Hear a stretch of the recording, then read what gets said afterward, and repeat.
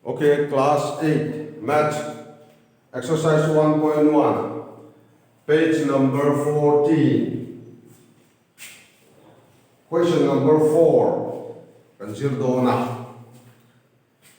Can explain what I'm going to explain about the multiplicative inverse. Find the multiplicative inverse of the following. Multiplicative inverse at the end and achung le at y. For example, 5 by 7 is multiplicative inverse in the reciprocal multiplicative inverse at the end answer to 5 by 7 No, 7 by 5 anyway. It had tenga. A junga duaya junga more upside down in can talk tenga. He answered anyway. Until now, minus 25 kilo down say number rank cho chung le and duaya lo wada and duaya hin one manga ngai tu inania. 25 hello da what on and why one answer 1 by 25 again minus ka chu khoya po da lai na minus 1 by 25 kha answer anyway je chu multiplicative inverse chu khitian khian mai tu kan cho kan tian na til dang 2 by 4 multiply minus 2 by 4 multiply minus 5 by 3 te long ni se hey koi long ni se han multiply ta la same sign ni multiply chon plus a kala 5 2 0 10 plus a chang da ya 4 3 0 12 chon answer chu ti hian da lo tu ran ya multiplicative inverse ni wa ni he answer ni ma se la 12 by 10 ni ti ma ya chu song chu ni mai multiplicative inverse all tu kan ni mo chu wang chuan tu la kan ti tu po hi hei ka explain ang yan kan chok to na ni number 4 number 1 at chuan page number 14 a khan kan en thayanga minus 30 na ni number 4 number 1 chu minus 30 na ni chon ka soyang chi a khan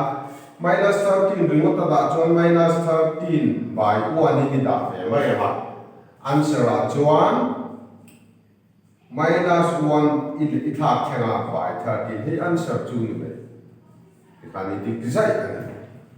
number tia amaru ta ron da re le chu duai on mo manga ngai se tu ran ya chung le duai tha theng tu ni ba min ti hian tha theng mai tu ran very easy isn't it number 1 number 2 ka ti le china number 4 number 2 number 2 is minus 13 by 19 minus 13 by 19 here oma chúng này ngồi để xa như hay bây giờ thác thêm một con lươn tụ minus 19 by 13 here nên no all lươn tụ minus 13 by 19 này vậy cả in on homework về na number 4 number 1 และ 2 cái tia 3 here trong á homework is 3 to 1 2 3 number 3 to number 6 number 3 tanga number 6 kaka homework uni pe to den hela here number 3 hi chu thak chen ola 1 by 5 to 5 by 1 in ti mai do na and then 1 by 5 chu ka ti lo ma dang 1 by 9 te lo ni ta se answer chu tha theng tu ka ni ya 9 by 1 ani ma se an sia dan ro answer ro sia dan na chu 9 by 1 ti kha ngai lo 9 answer ro ti mai tu ka ni an do ya 1 hin sia ka kha ngai lo ka ni chu tiang chon multiply ngai an chi ko hi number 4 number 4 a hian sub number 4 ai no in multiply nga chung le tu ai tha number 5 point multiply 1 by 1 in timai mo 1 by 1 angai ngai ang kuan ni mo to ma ba khan bo lo tu ra ni yang chuan number 4 tha class 8 kan homework nga thiam lo ong chuan kan in zot thei bo ka nga class 8 page chu a thiam pol khai ne 7 atangin chu wang chuan hei chu in man tu ra ka ngai a har sa om lo ba thiam lo an de chuan kan in zot ang nu le pa te po in hemi an cho na hian in lo en pui ve nga